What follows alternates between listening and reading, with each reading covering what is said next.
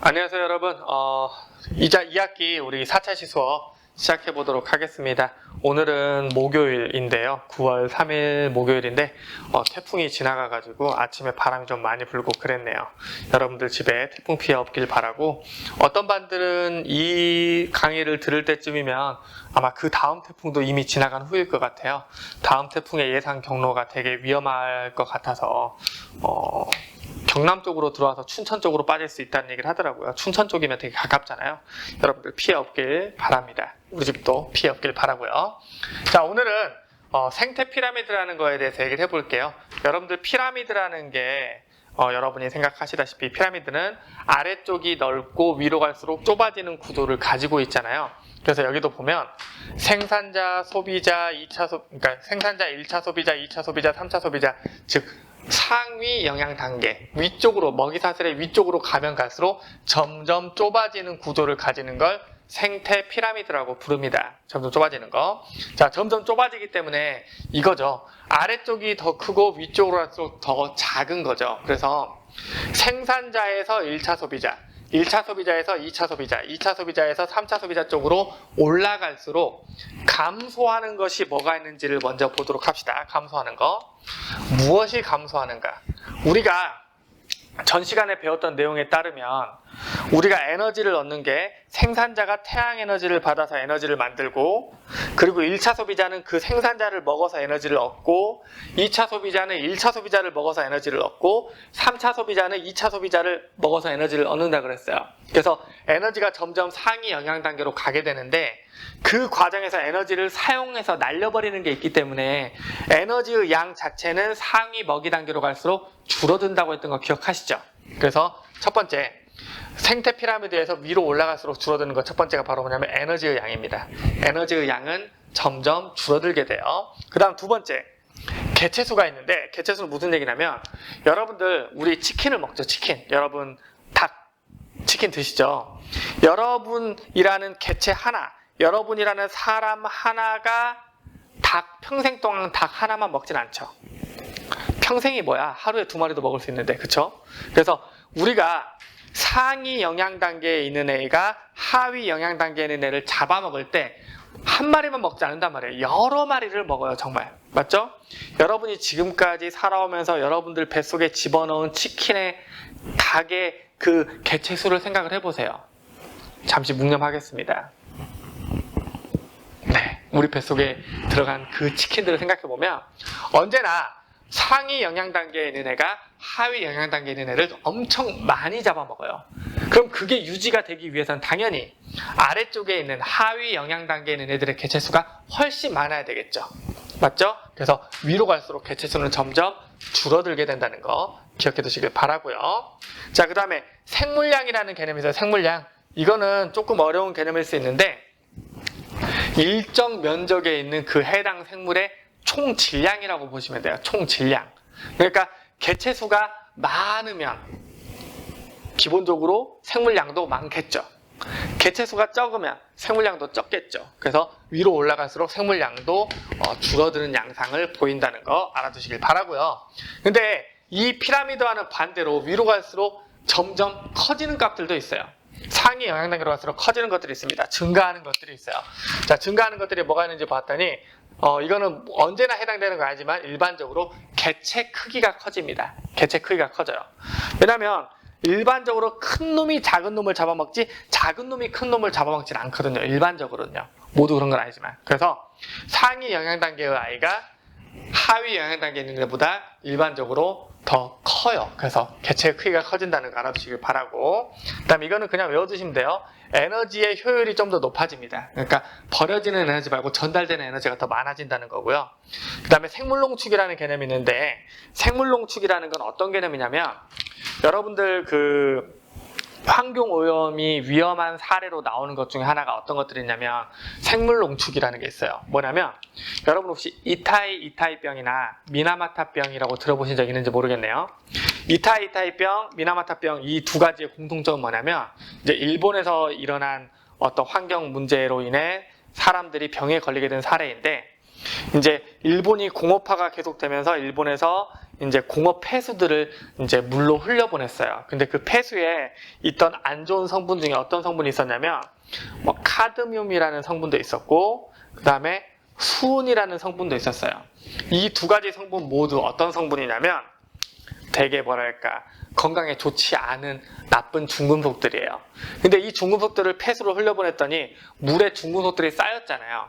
그런데 그 물을 먹는 걸로는 죽지 않아요. 죽지 않는데 그 물 속에 살던 플랑크톤들이 이 나쁜 중금속을 가지게 되고 그 나쁜 중금속을 가지고 있는 플랑크톤을 물고기가 잡아먹으니까 그 물고기가 또 중금속을 가지게 되고 그리고 그 물고기를 사람이 먹으니까 사람한테까지 중금속이 오게 되는 거예요. 근데 문제는 뭐냐면 아까 얘기했다시피 그러니까 물고기가 플랑크톤 하나만 먹진 않잖아요. 플랑크톤 여러 마리를 먹죠. 그 다음에 사람도 물고기 한 마리를 먹지 않잖아요. 물고기 여러 마리를 먹죠. 그러다 보니까 처음에 플랑크톤이 가지고 있던 중금속의 양은 적었을지 몰라도 상위 영양 단계로 가면 갈수록 그 중금속들이 더 많이 쌓이게 되는 거예요. 그래서 결국은 상위 영양 단계에 있었던 사람이 병에 걸리게 됩니다. 그래서 미나마타현이라는 동네에서 병이 생겨서 미나마타병이라고 부르기도 하고 또 이타이타이병은 이타이타이가 뭐 잘 모르겠지만 저는 이타이 이게 이제 그 일본어로 아프다는 뜻이래요. 그래서 너무 아파서 이타이타이병이라고 불렀다고 합니다. 그런 생물 농축도 위로 올라갈수록 많이 일어난다라는 거 이 개념들 기억해 두시기 바랍니다. 이어서 생태계 평형 회복 원리에 대해서 얘기를 해보도록 할게요. 방금 전에 얘기했던 것처럼 생태계의 평형 상태에서는 보시면 생산자가 가장 많아야 되고 그 다음에 1차 소비자는 그것보다 적어야 되고 2차 소비자는 그것보다 더 적어야 돼요. 그래야 유지가 됩니다. 왜냐면 하나가 여러 개를 잡아먹기 때문에 생산자가 개체수가 많고 점점 적어지는 게 정상이고 그게 적절하게 유지되고 있는 상태를 뭐라고 하냐면 생태계가 평형 상태다. 그러니까 생태계가 평형을 유지하고 있다라고 얘기를 해요. 그런데 어떤 이유로 인해 이 평형이 깨질 수가 있어요. 순간적으로 깨질 수 있습니다. 예를 들어 1차 소비자가 마침 그 해의 온도가 따뜻해가지고 폭발적으로 늘어날 수 있어요. 풀을 뜯어먹는 메뚜기가 있고 메뚜기를 먹는 개구리가 있다고 칩시다. 그런데 그해 겨울이 너무 따뜻해서 메뚜기들이 많이 부화해서 살아남아가지고 메뚜기가 갑자기 일시적으로 그 해에만 증가할 수 있어요. 이런 걸 뭐라고 부르면 이제 생태계 교란이라고 불러요. 어떤 외부적 요인으로 인해서 특정 영양 단계의 개체수가 일시적으로 변할 수 있습니다. 그럼 이렇게 변했다고 해서 생태계가 그대로 무너져 버리냐? 그렇지 않고 다른 영양 단계 개체수가 변하는 과정을 거쳐서 평형이 회복이 됩니다. 그 내용을 한번 설명해 보도록 할게요. 자, 여기 지금 풀이 있고 메뚜기가 살고 있고 개구리가 살고 있다 해볼게요. 생산자, 1차 소비자, 2차 소비자. 그런데 1차 소비자인 메뚜기가 겨울이 너무 따뜻해가지고 갑자기 일시적으로 증가했다고 합시다. 교란이 일어났어. 모양 보시면 알겠지만 지금 뭔가 평형이 깨져 있는 상태예요. 그런데 얘가 평형을 어떻게 찾아가냐면 먹이 관계에 의해서 찾아가요. 자, 봅시다. 1차 소비자인 메뚜기가 갑자기 증가했어요. 그럼 메뚜기가 갑자기 증가했다는 건 어떤 거냐면 메뚜기가 증가했다는 건 풀 입장에서 생산자 입장에서 보면 1차 소비자가 증가했다는 걸 생산자 입장에서 보면 그건 정말 지옥이죠. 왜냐하면 자기를 잡아먹는 애들이 늘어난 거니까. 그래서 엄청나게 풀이 뜯기겠죠. 메뚜기 때가 지나가면 풀 다 뜯기잖아요. 맞죠?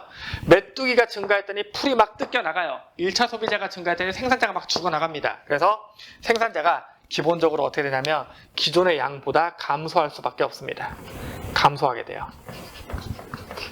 그리고 메뚜기를 잡아먹는 개구리의 입장에서는 메뚜기가 옛날에는 적었어. 근데 갑자기 메뚜기가 많아졌단 말이에요. 1차 소비자가 많아졌어요. 그럼 2차 소비자 입장에서는 먹을 게 많아진 거죠. 먹을 게 풍족해지니까 얘네들이 훨씬 잘 살게 되고 많이 번식을 해서 얘는 증가하게 됩니다. 이렇게 증가하게 돼요.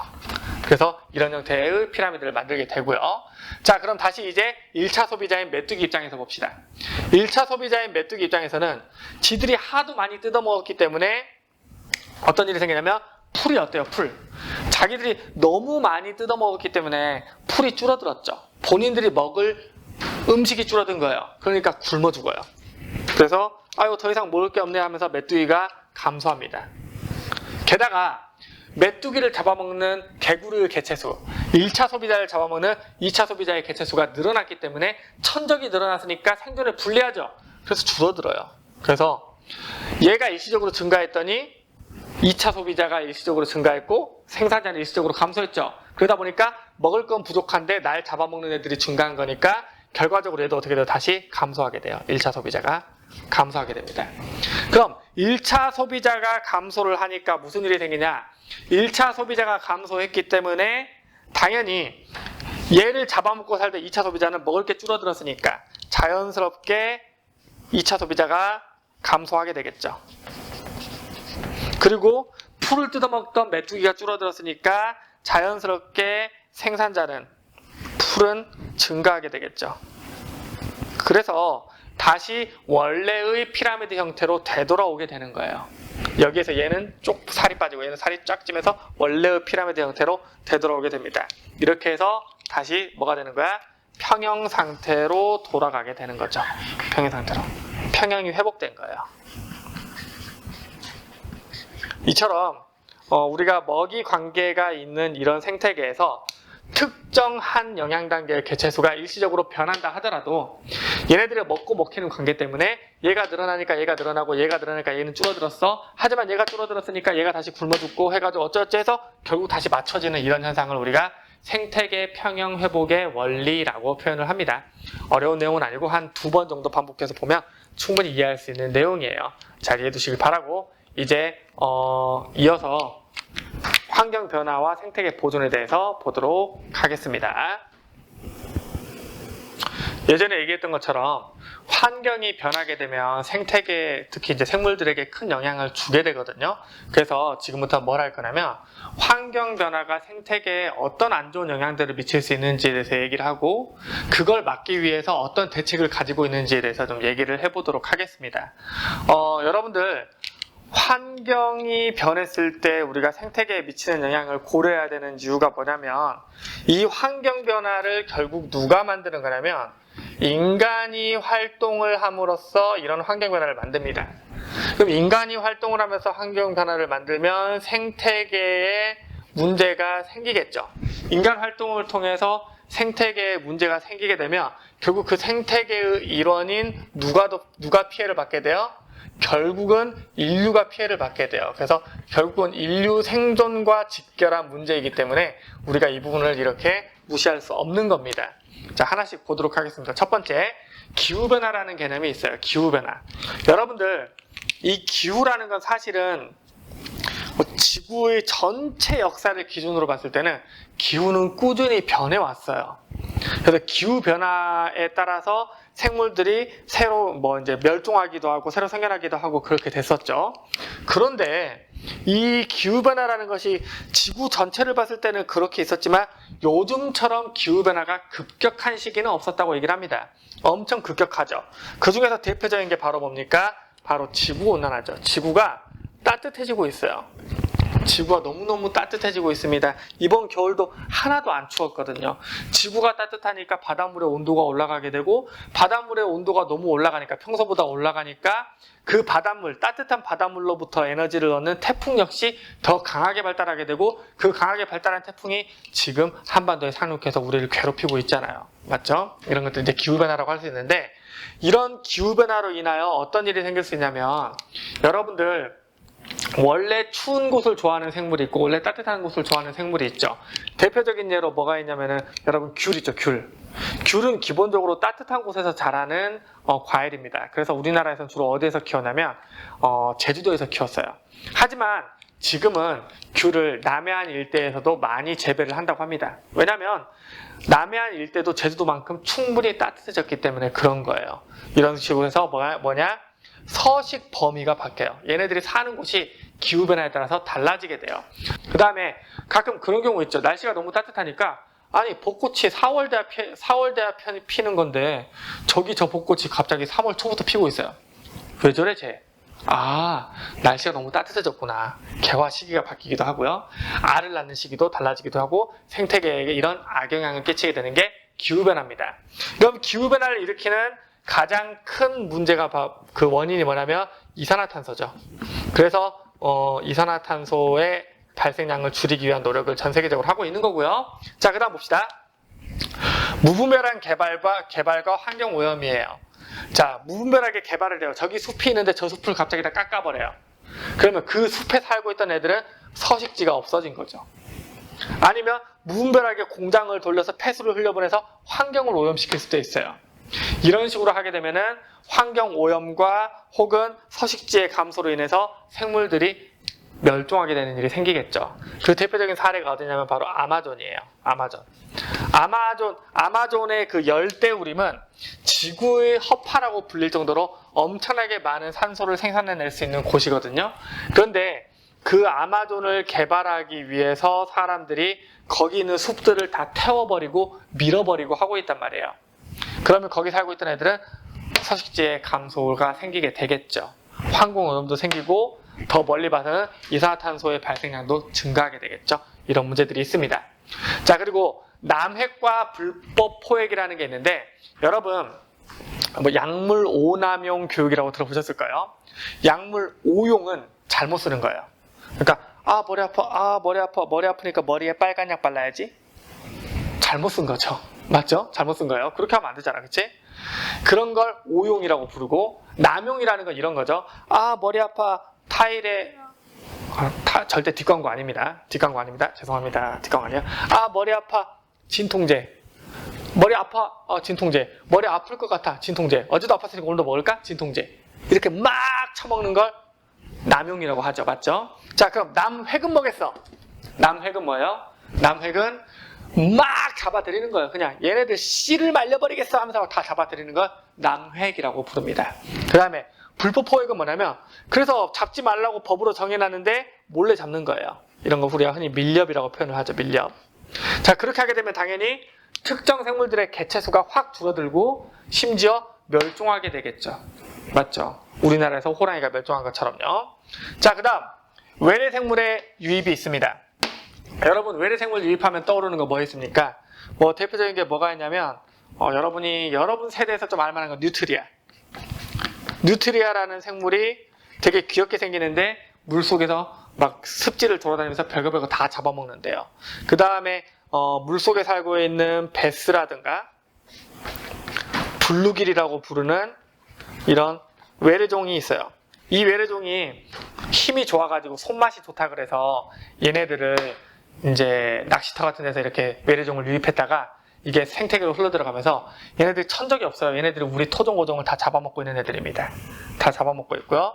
그 다음에 우리나라가 다른 나라로 간 사례로는 가물치가 다른 나라로 가서 블루길처럼 다 잡아먹고 있대요. 뭐 그런 사례들이 있고요. 혹은 이제 황소개구리도 대표적인 사례라고 볼 수 있죠. 그래서 이런 애들이 갑자기 외국에서 들어오게 되면 기존의 평형이 깨지게 되면서 기존에 살고 있던 고유종들이 멸종하거나 생존에 막 위협을 받는 상황이 생깁니다.